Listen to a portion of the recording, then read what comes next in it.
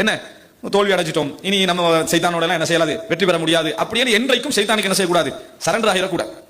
சைத்தானுக்கு இஸ்திஸ்லாமாவோட கடைசி மூச்சு விடுகின்ற நேரம் வரைக்கும் அல்லாஹ் எங்களுக்கு என்ன செய்யறான், சந்தர்ப்பம் தந்து வச்சுக்கிறான். போராடி தோல்வி அடைந்தாலும் கடைசி செகண்ட் வரைக்கும் எங்களுக்கு என்ன சந்தர்ப்பம், அந்த நிமிடம் நம்ம தௌபா செய்து திருந்தி நல்ல வாழ்க்கை வாழ்ந்தாலும் அல்லாஹ் என்ன செய்வான், எங்களுக்கு கூலி தருவான். ஆனா சைத்தான் என்ன செய்வான், அந்த விஷயத்தை நம்மளுக்கு கட்டுப்படுத்த பார்ப்பான். எது இந்த கடை சிலர் என்ன செய்வாங்க, ஒரு தடவைக்கு வந்து நான் சினிமா பார்க்க மாட்டேன் அல்லது மோசமான வேலைகள் செய்ய மாட்டேன் முடிவெடுப்பா, மறுபடி நல்லா வருவா, மறுபடி கட்டு போறது, மறுபடி தௌபா செய்யறது, இப்படியே ஒரு 10-20 தடவை நடந்திருக்கு.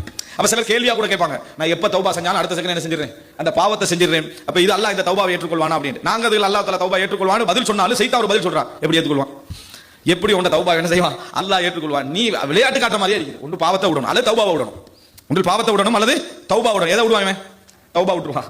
அல்லாஹ்வை மதிக்கணுமே, அல்லாஹ்வை மதிக்கிறதுக்காண்டி தௌபாவை விட்டுருவான், பாவத்தை விட மாட்டான். அவனுக்கு விளங்காது. என்றைக்கு முழுசா திருந்துறாரோ அப்பதான் தௌபா கேட்கணும் முடிவெடுப்பான். அதுக்கப்புறம் அவர் திருந்தவே மாட்டார்.